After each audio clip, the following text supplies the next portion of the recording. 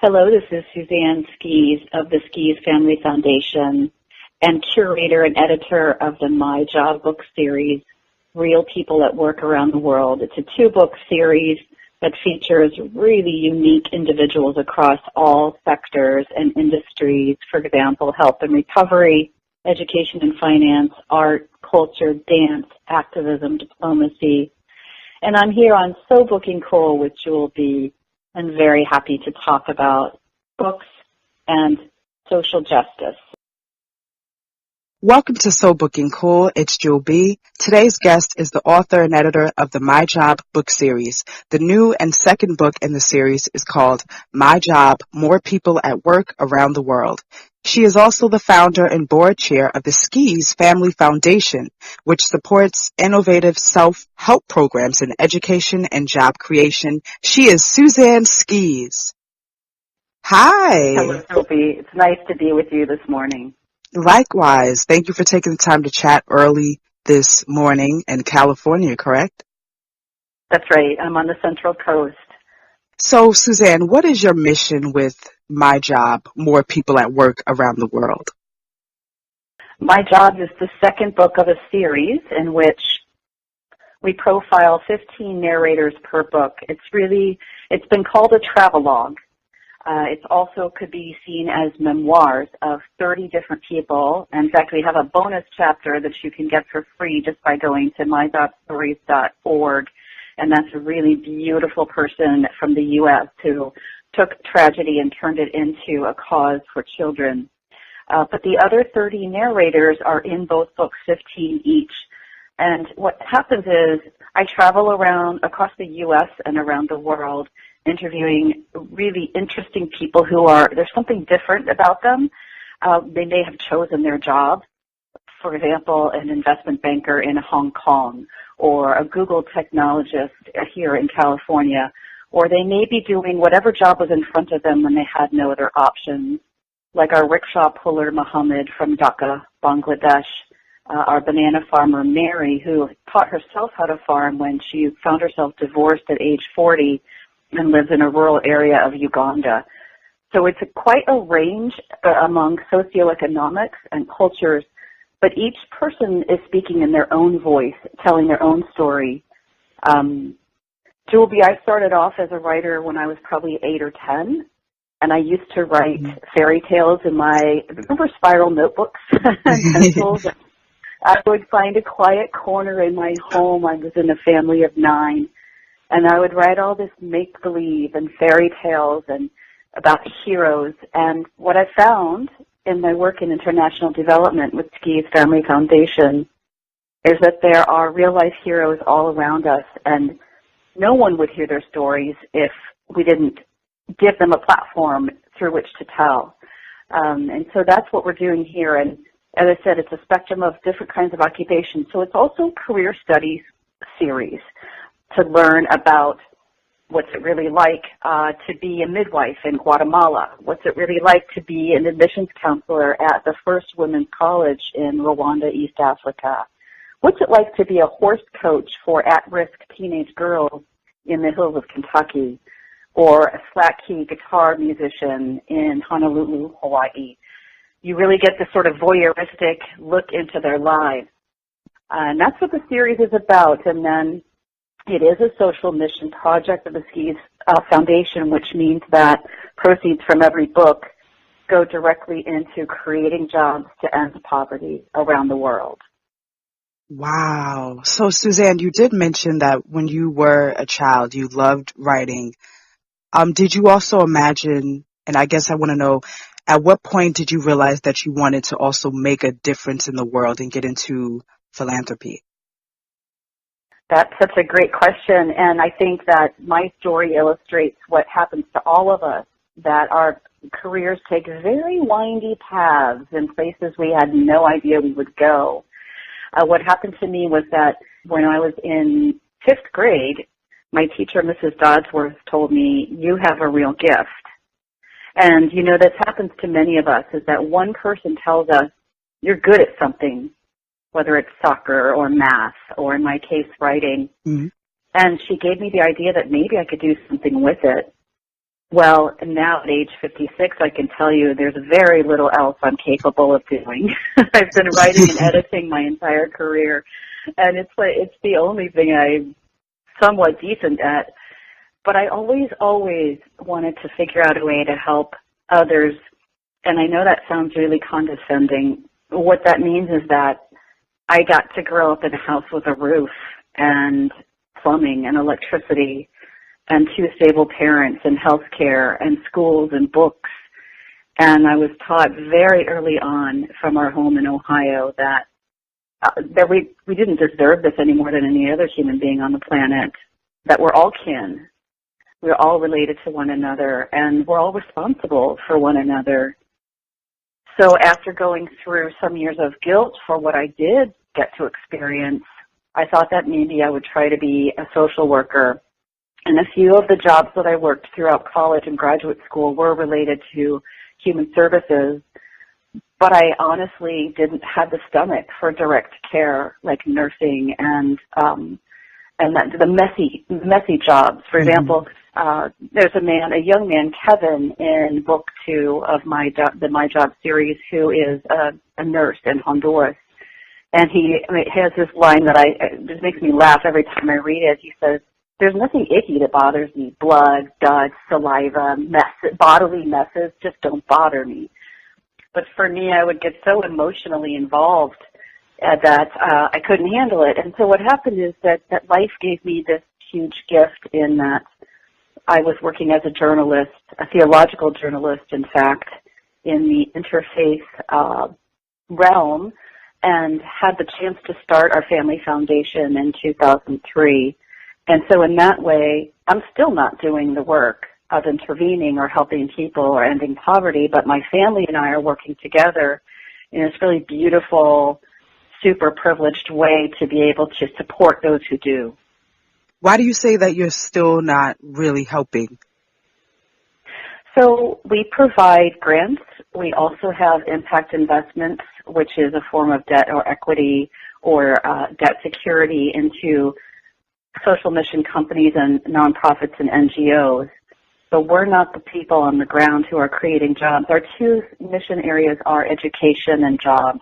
This is our 15th year in operation, and we have 40 family members coming together, almost 100% volunteer and almost 100% engagement in the foundation. We work remotely. Our family members are spread all over the world, which is sort of symbolic of how we see the human family, right?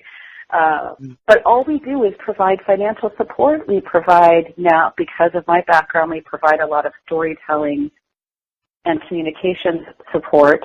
My sister Sally, who is our director, is amazing at relational support, matching partners with each other that have something in common or something to learn from one another. And then Brienne, my niece, who's our other staff, and she's our program director, she's brilliant at doing research into nonprofits, doing due diligence, figuring out who might fit our specs. We're looking to support the very smallest startups that are community-based, often who are led by leaders that are the majority perhaps in their area, but they're not foreigners coming in telling other people how to solve their problems, right? So we believe in leadership from the ground up, and we believe in listening to community. But that's all we do. We listen and support, and we try to be good partners to the folks who are in the field, working with kids, working with farmers and factory workers, and those that are providing their own paths out of poverty. How would you say the foundation, the Skees Family Foundation, has changed your life? Besides being able to be a mother, the Skees Family Foundation has been the absolute joy of my life. I had no idea, say when I was 8 or 10 and writing those fairy tales, that I'd be able to travel the world. Talk about jobs. For a while, I was thinking I would try to be an airline attendant just so I could fly around the world.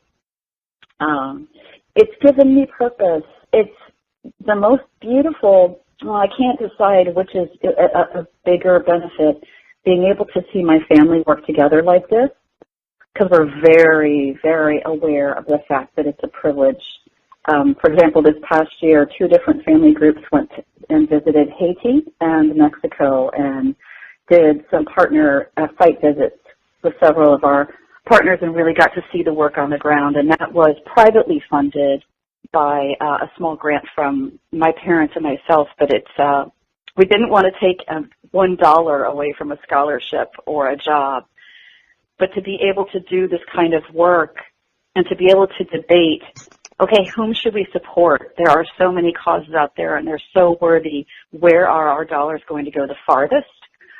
Which ones are more women-led or minority-led? Which ones have the most obsessed, sort of inspired and committed leadership? Those are some of the qualities we look at. Another is that we look to serve the ultra-poor. So if you know anything about global poverty, 1/3 of people on the planet live in poverty, and it's about 29%. It's 12.3% just right here in the U.S., and there are huge pockets of poverty. Probably not where you live or I live, but on the corner you can still find homeless people who can't find jobs that have been looking forever. That's one great joy, and the other is to be able to work with the folks that are running our partner organizations who are absolute saints, really. I would say our religion is social justice. I still feel this is a very spiritual calling. And my family and I come together on this. We're quite diverse in terms of our politics and genders and lifestyles and, military and non and Boy Scouts and gay rights. And we've got it all, right, in our family. And but we come together in this firm belief that all humans are created equal. But we can believe that all day long. It's our partners who are doing the work and who are risking their lives often, working 12, 18 hours a day for years on end. Suzanne, you have me wondering, do you think that people who are privileged should build foundations like your family has done? Oh, that is I want to say ouch at that question. Mm-hmm. There's this quotation by Martin Luther King that we cling to that talks about how philanthropy only supports the causes that we created through capitalism and wealth. So that's a tricky question. Yeah, that's interesting. About it all the time. And our 15th year, we're going through an impact evaluation, and we're taking a hard look. Every year we do survey our partners to say, are we serving you well? What could we be doing better? But you can try to be as good a partner as you can and try to be humble about it. But the fact is, there's plenty of food, money, medicine, and resources on this planet. They're just not being shared equally. So do I think in a perfect world philanthropy should be needed? No, I don't. I think that Muslims have it right, and so do Jews, in that you tithe a certain portion, and that sort of equals everything out, and you take care of each other that way.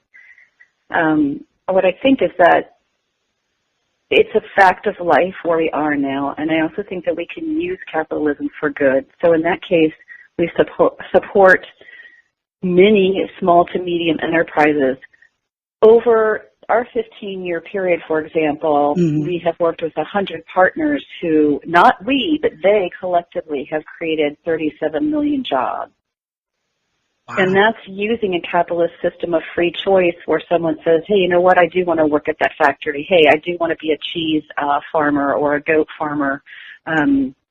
This is what I want to be doing, and I want to support my family and make my own economic choices on how I spend my income. And so I think we're trying to go about it in both ways, through both grants and investments, and we're working toward more investments. It's a step in the right direction. It's not utopia. Mm-hmm. Right. Well, now, with the My Job book series, did all your interviewees get to make it into the final book? And what were you looking for? Like, how did you narrow it down, the interviewee subjects? Great question. So here's how this happened. I had been writing for our partners for say, the last 15 years, because early on, right, we were very, very small and unknown. We didn't have a website. I didn't carry a business card. I was sort of embarrassed, really. People would ask, what do you do? Oh, I work in the nonprofit realm. And then their eyes glaze over and they'll talk about something else. But then our partners began to find out that I had a background in writing. And one of the biggest needs among especially small nonprofits and NGOs and community-based organizations is that they're doing this great work, but nobody knows about it. And they are so deep in the weeds of cranking out the work that they don't really know how to rise up and look objectively and say, well, this is our story. So I began to study nonprofit communications, and our partners asked us, will you please write for us? Well, of course I will. And will you please create a website and a blog and publish stories for us? Well, of course, if that's what you want, that's what we'll do. So it turned out over the first, say, 10 years that so many of the stories that I wrote that are on our blog at skees.org, we call our blog Seeds of Hope, because all the stories really are about hope. So many of them had to do with jobs. And so a good friend and colleague of mine, Steve, was sitting having lunch with me in San Jose, California one day. We were enjoying our Thai lunch. And he says, you know, Suzanne, you should write a book, and you should call it My Job, and it should be patterned after Studs Terkel's best-selling book, Working, which was written in 1974. Studs lived in Chicago, and he was a real human rights activist who was one of the first journalists ever to turn the microphone away from himself and say, hey, Jewel B., tell me your story, and actually publish people's stories in first person. And I love that. I feel that's the most respectful kind of storytelling. It's not really my place to tell your story, right? So what we decided to do was to write about the jobs of many of our partners' clients. We call them clients. We don't call them beneficiaries. They are the people that we serve.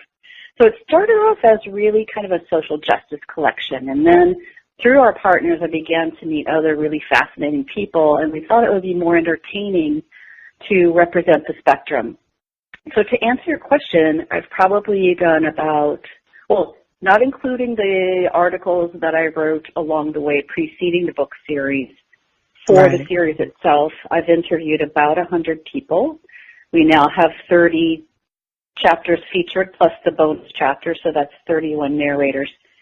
Because it's a small enough project and because our global network is so interconnected, I actually have relationships with all of these people. They're either direct friends or they're friends of friends, or they somehow, I came to know them very, very well, right? So, for example, Nadine is our college admissions counselor in Kigali. She's a survivor of the 1990s genocide there. And she then got a scholarship to go to college. I had met her several times. I had visited her college. She had visited my home in California. She's the only interview I got to do at my own kitchen table, which was good because she had a lot of tears through that interview. And then there's Alberto. He's a stay-at-home dad and an art teacher for former gang members and kids who come out of jail in the justice system in the south side of Chicago. He himself is formerly incarcerated and a former gang member. And I have met him several times because we support a job creation program through this restorative justice program called PBMR. And then you have these odd one-offs like Tanya. She's a dancer from Toronto, California. And I met her when I was on vacation in the Caribbean, and she's just such a graceful, beautiful dancer, and there was something about her passion that came through that I literally grabbed her and pulled her aside and said, I'm working on this book series. Would you consider letting me interview you? And it turns out that she dances every type of dance, and she's won tons of awards, and she believes in dance as a form of healing.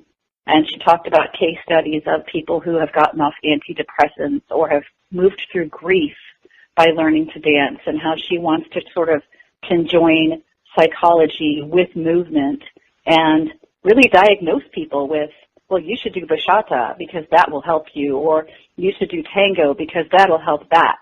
And then I went to the Middle East and I met people like Greg, who is a Mideast peace expert working for a nonprofit called Telos. And he is absolutely convinced that there is a way to solve Palestine and Israel's division that will also benefit U.S. security and will benefit the world. Absolutely convinced, and has worked doggedly on this mission for the last 12 years. So it's really through, you may do this on Facebook or you may do this through LinkedIn, I am sure you do this through your interviews. You end up meeting people, and then they introduce you to people, and then you meet more people.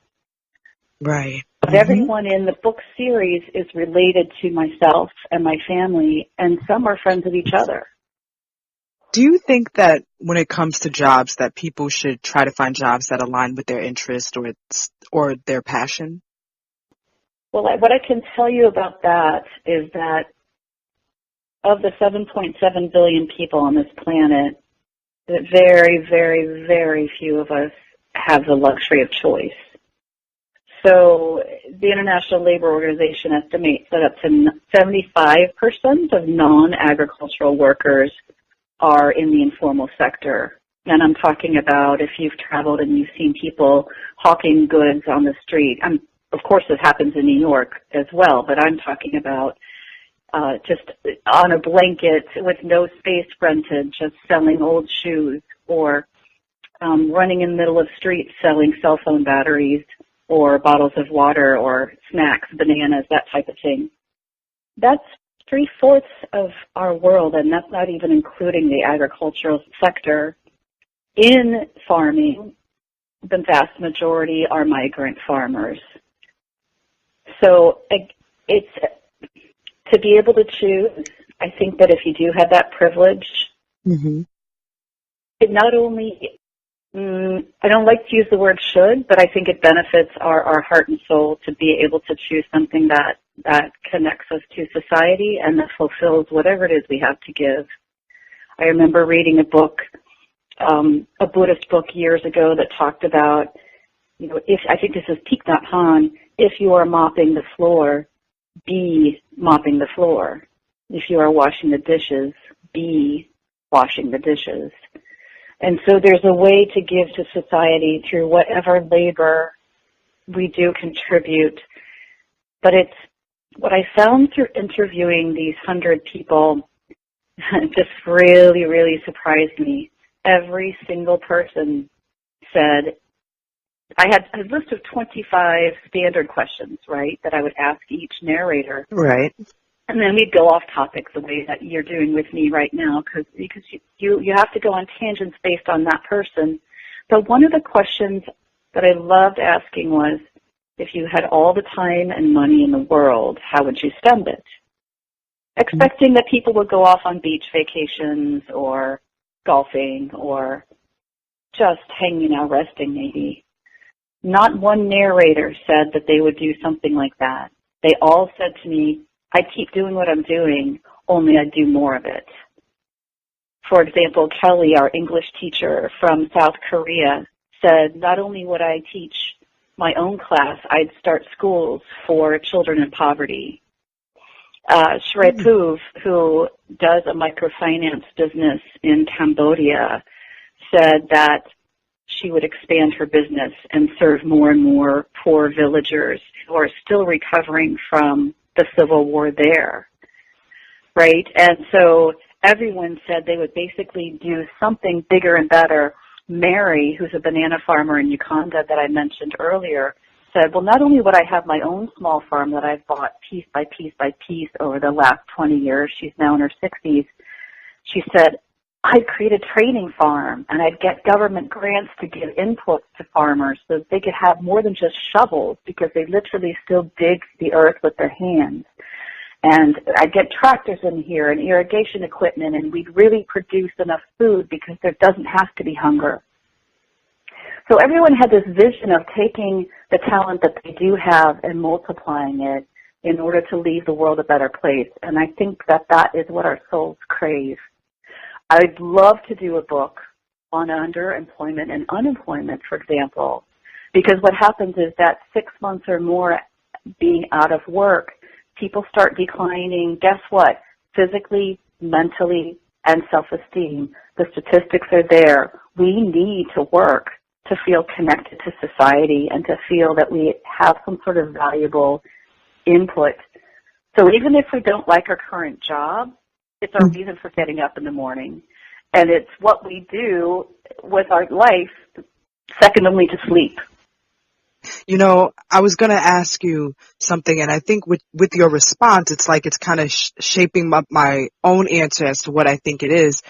I was going to say, why do you think society tends to place more value on jobs and career when there is more to life? But I think what you're saying is that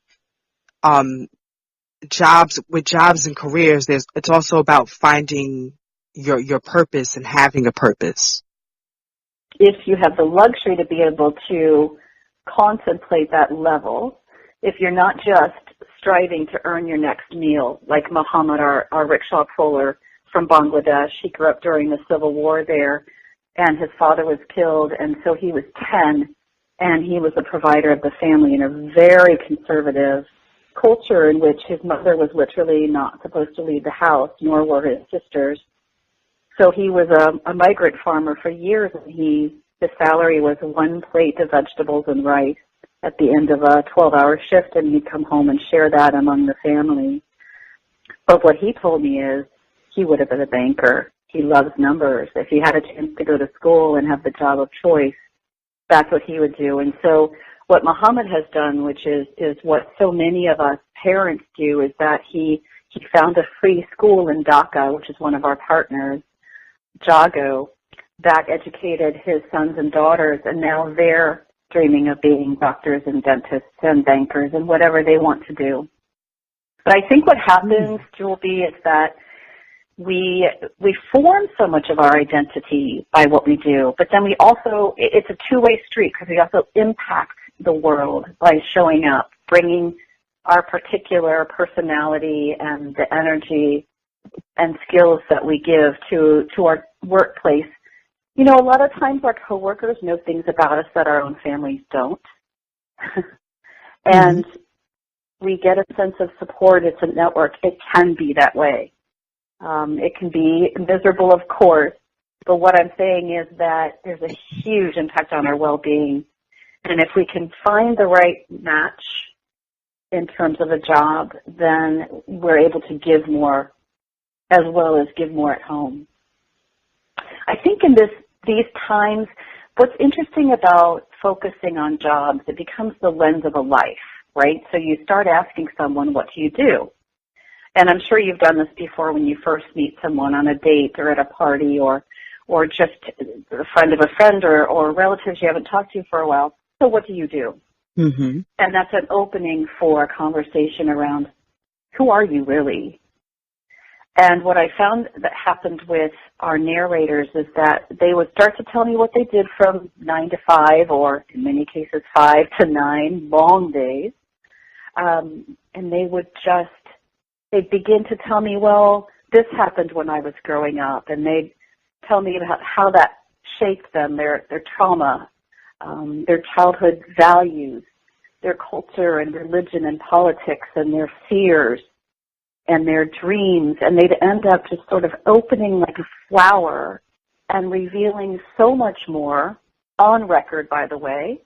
And then at the end of the interview, I'd say, now you talked about this trauma or that lover that you have that no one knows about, or this or that or the other. Are you still okay with that going into the chapter? And they'd sort of blush and say yes, because we bring our whole selves to work. And in this sort of divisive society where there's so much hate and prejudice and violence every day around us, I think that having a job is something we all have in common, right? Everyone has to work, or wishes they could work, or wishes they didn't have to, but everyone has experienced those long nights of working late into the night when no one knows that you're doing it and no one seems to appreciate it, or, you know, continuing on through a backache or a swollen headache, or when you have the flu, or feeling underappreciated by your coworkers, Or maybe having a boss that's an absolute idol to you that you try to model yourself after. There are so many elements, no matter what industry we're in, that we share in common. And that's what happens with these chapters is, you might decide you want to read about Junior, who's our environmental activist from West Virginia, because you're interested in stopping mountaintop removal, or because you've maybe been to the Appalachian area and you love it because it's beautiful. And then you end up realizing that you have a lot in common with this 20-year-old who is the grandson and son of coal miners who's fighting to preserve the last mountaintop. So as diverse as we look on the surface, we end up finding that we have a lot in common. And so there's this connection with the narrators. And I think on our Facebook page, which is My Job Stories, and also on our blog, we have a book blog called Job Talk, and that's on our website, myjobstories.org. I think in both cases, readers are finding that they can relate to both the narrators and each other. So it's a place to meet and talk about who we are as humans in a way that doesn't offend each other but connects. Suzanne, speaking of your book blog, I do have to ask, having been being a book editor, do you find that you self-edit your work in addition to writing the book, or do you prefer another literary editor to maybe handle that? Yes, and. Each chapter in this book series has been edited by me probably 12 to 18 times over, and then fact-checked professionally, copy edited professionally, and then proofread 2 times around. So you really want to be careful, and if you find a typo or an error in my book, please tell me about it, because it will give me insomnia for months, but we'll fix it. Yes, I was trained as an editor back in my days in Boston after graduate school, and I'm meticulous. And I remember reading about the artist Jackson Pollock, who used to try to sneak into art museums and fix his paintings long after they were hung. You feel that way as a writer, and the nice thing about writing online is that with a blog, if you do find an error, you can go back and amend it. Right? With a print book, you cannot. And there's room for imperfection, I think, because that's who we are. There's also lots of room for subjectivity. So our narrators may say things that you think are completely out there, but you know what? It's their story. They own it. You hope to continue creating as many volumes of My Jobs as possible because there are many fascinating job stories to share. What other stories are you maybe looking for out of all the amazing ones that you found so far? What would you say you would look for next? Right. So I've given about 6 years of my life beyond full-time to this series so far, and they feel like babies to me, and I love every narrator. I would love to be able to continue the series. That's going to really depend on sales. So we're looking to earn author proceeds that will roll right back into our job creation partners. Of course, readers can also go to our website and donate directly to those creating jobs in the U.S., Latin and South America, the islands, Asia, and Africa. But to raise funds and prove that this is a viable tool for producing revenue for dignified jobs to end poverty, that's number one priority. Next, I have so many ideas. I would like to do place-based books, for example, jobs in Seattle, jobs in Mexico City, jobs in, in Kenya. I would like to do theme-based, like first responders. That's fascinating to me. I'd like to do veterans. I would like to do a series on domestic work caregivers, Floyd, sex workers and survivors of trafficking, both by choice and not by choice. I think that would be a fascinating occupation to look at. When drug trafficking, there's all kinds of both sort of legitimate and non-legitimate jobs that I just want to get inside people's heads and find out how do you do this? Why do you want to do this? Why does this bring you value? It would be cool to do a whole book on just visual artists or dancers. My brother was dating a beautiful dancer for a while, and this young man did modern dance, and the ways that he moved his body and made it work and made it a tool and absolutely wrenched himself for the sake of art fascinated me. And I think once you start thinking about what's behind the 9 to 5, what's behind the paycheck, you discover what makes people tick and what connects us as humans. The series could really go on and on as long as, but it's not dependent on me either. Anyone could do this work. It would be so easy to train someone else to do what I do in asking questions and listening and then putting the chapters through an editorial process. And wouldn't it be fun to get that inside story from hundreds more workers? Yes, it would. Yes, it would. Absolutely. Suzanne, I love that you are going the distance with this series and your plans to expand it sound absolutely amazing and so necessary as well. Like I said, it's a place to meet. It's almost like a coffee shop of a topic, but it's a unifying topic. And it's a place where we can say, I have this in common with you. I work too. I know what that's like. I need my paycheck. I need to give something to the world besides just being a consumer. And so let's work on this together. You talked about wanting to be able to choose, and I just wanted to note that the man who wrote the foreword to My Job Book 2 is running for president on the platform of universal basic income, which many other countries have put in place, and of course is a form of socialism. If you can socialize healthcare and also education, that would take a big burden off of a lot of us. But in this case, Andrew Yang has proposed that we tax robotics companies and automation companies in order to provide $12,000 a year per person, per adult American. That would just give us that little bit of freedom to be able to decide, do I want to be an art teacher or do I need to work at the factory? Do I need to work at Walmart, or can I actually pursue, for example, home health care because I love to work with older people? Give us just a little bit more self-determination when it comes to career choices and be able to express our skills and creativity. Fascinating idea. Yes, it is fascinating. What are your thoughts on automation when it comes to jobs? When it comes to jobs, well, for one thing, having just visited my own parents in a nursing home back in Ohio, I'm very aware that healthcare will always be a huge need. We need to take care of each other, and that's something that automation can't really do. I was talking with someone last week about apps being developed to do therapies through Alexa. And it just makes me shudder because I think, how can a machine give you pat answers when you're feeling down or when you're wondering who you are? I also think that we need humans to create and evolve the species and evolve the planet.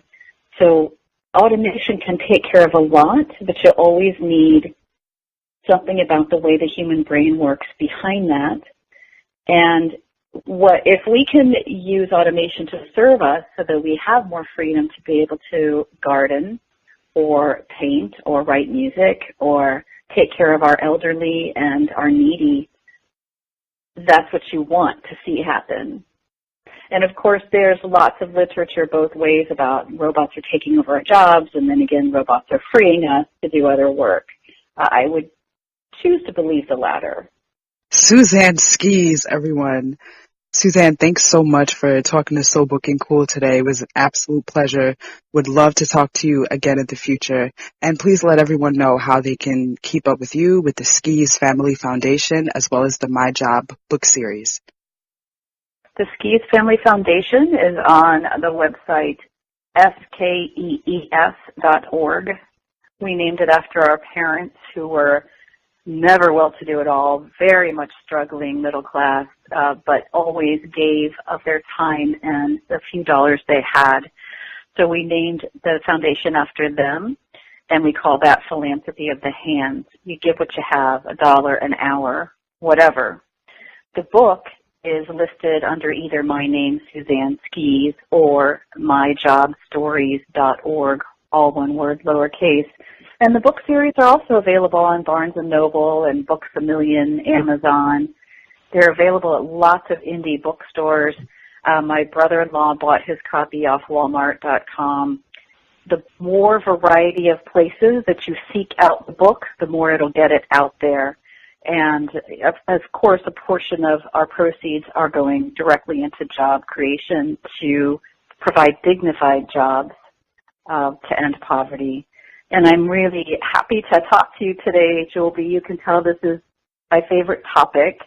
Our narrators are amazing people. If nothing else, check out our blog at myjobstories.org because there are lots of short blogs, sort of mini versions of the chapters to give you a feel for that.